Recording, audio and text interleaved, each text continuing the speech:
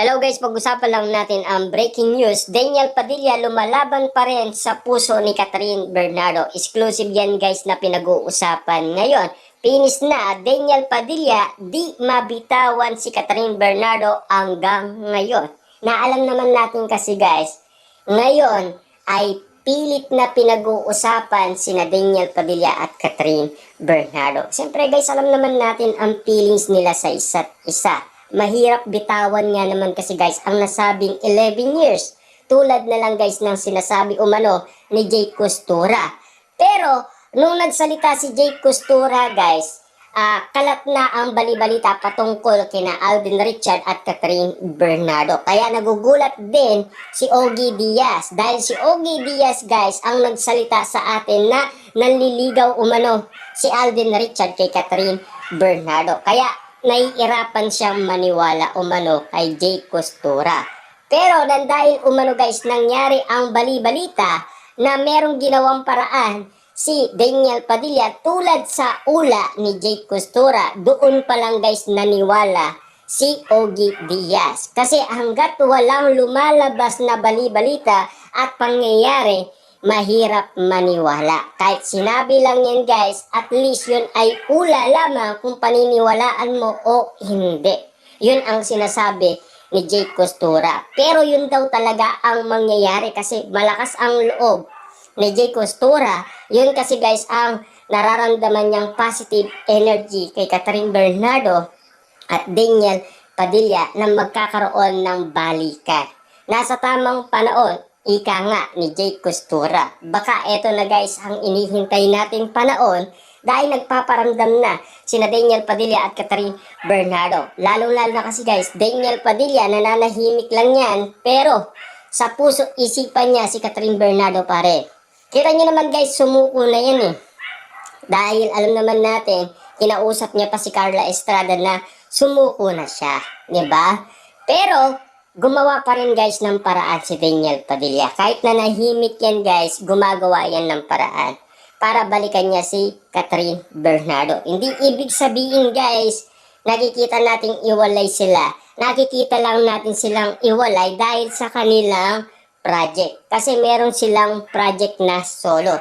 At tandaan ninyo guys, yung kontrata ni Catherine Bernardo.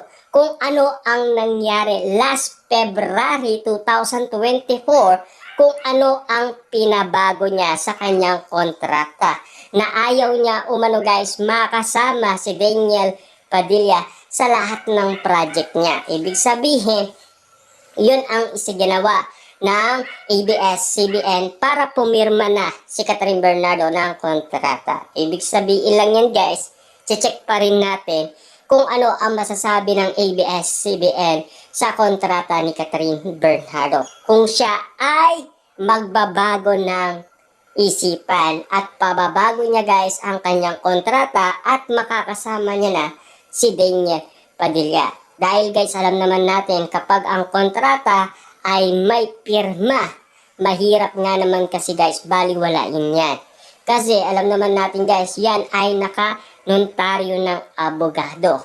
Kaya nga naman guys, bawat kontrata ay hindi pwedeng baliwalain. Kasi alam naman natin guys, pagkakasundo yan ng dalawang tao. Kaya nga naman guys, lahat ng mga bagay na nakikita natin at napapansin natin, kailangan ilagay din natin guys sa mga balita noon. Kailangan i-check pa rin natin kung ano ba ang pwedeng posibleng mangyari. Kung karapat dapat nga ba silang maging love team ulit. Dahil alam naman natin guys, posible naman. Kasi under sila guys ng ABS-CBN ng kumpanya. Doon sila nagtatrabaho. Pero at least guys, alam naman natin pinag-uusapan na sila ngayon. Kumukuha lang sila ng survey sa iba't ibang tao kung ano ang masasabi nila. At lalo-lalo na guys, nagpasabog na rin ang ABS-CBN sa throwback na teleserye at movie ng Katniel. Para at least guys, napapanoon naman ng Katniel ngayon. Hindi panood ng Katbet. Kasi kita nyo naman guys, no, ayon din kay Jake Costura, hindi magtatagal ang love team ng Katbet. Kita nyo naman guys, no, nawala na, lumubog ang Katbet sa usapin sa social media. Sino ngayon ang pinag-uusapan? Daniel Padilla at Catherine Bernardo. Lumubog na rin guys ang usapin Mayor Mart Alcala at Catherine Bernardo. Wala na rin guys eh. Last 2023, sino ang pinag-usapan? Jericho Rosales at Catherine Bernardo. Laging nagde-date, laging lumalabas, pero nawala na rin yun guys, di ba? At syempre, pinag-usapan din Donnie Pangilinan at Catherine Bernardo. Nag-viral pa yun guys sa TikTok.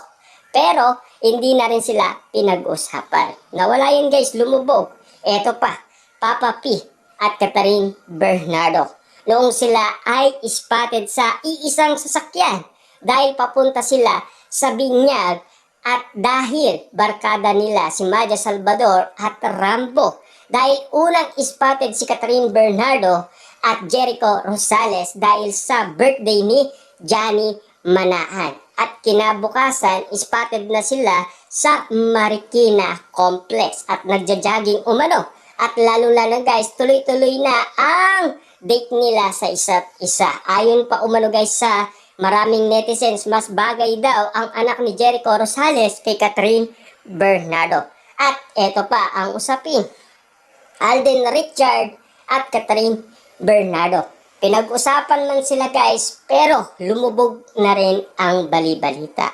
Daniel Padilla, 2023. Marami din guys mga babaeng na-involved sa kanya, pero yun ay mga fans lang. Ika nga guys ng bali-balita, meron daw bagong nililigawan si Daniel Padilla. Amanda. Siyempre guys, no, pinag-usapan din yan. At meron pang exclusive na mga photos na lumabas na pinag-uusapan si Daniel Padilla ay nakikipag-date daw kay Amanda, ang anak ni Mayor.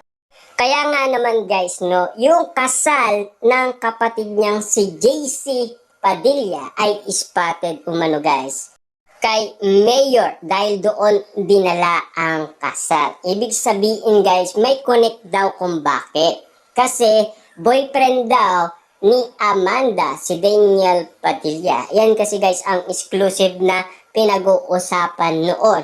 Pero hindi nagkatotoo. Yun kasi guys, nabalita yun noon si Daniel Padilla ay nagpo-promote ng castle sa Batangas. Ang kwento-kwento, meron daw nililigawan si Daniel Padilla na mayaman sa Batangas. Yan guys ang kwento.